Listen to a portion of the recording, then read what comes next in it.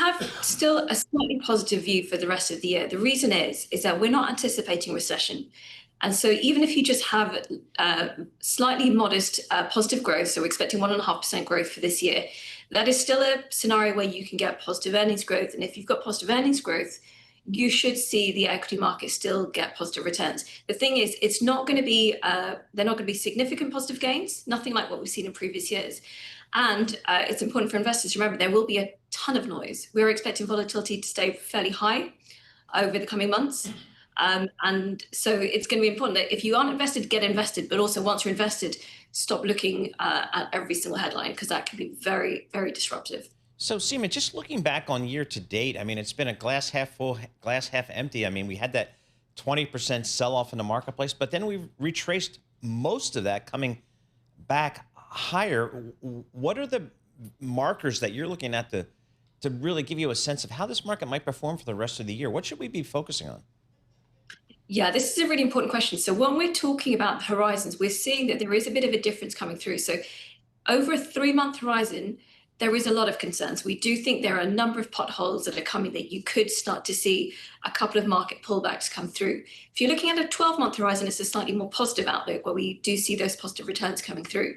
So within the next 3 months, the things that we're going to be looking out for is, of course, going to be the economic data. At the moment, the market has been, I think, inspired by the fact that the hard data has remained really strong. It will likely slow down in Q3. So that's a potential pothole. And the other thing is, of course, going to be inflation. We're anticipating a spike in inflation again in Q3. And I think at that point, there'll be some discussions around what the Fed is going to do. And that's where you start to see a few potential disturbances to the market. The heart of the matter, and Seema, we're hearing this from a lot of people, is if we get this redo in inflation, PCE today, folks, on a Friday, a lot of economic data for you at 8:30 and at 10 o'clock as well. But Seema, if we get it, then we get a nominal GDP pop. Do you just pull that into sustained earnings surprises to the upside? I mean, I think so. I mean, I think to some extent there was so much negativity about a month ago. So there's still some upgrades to go in terms of where I think a lot of people are pricing in for earnings.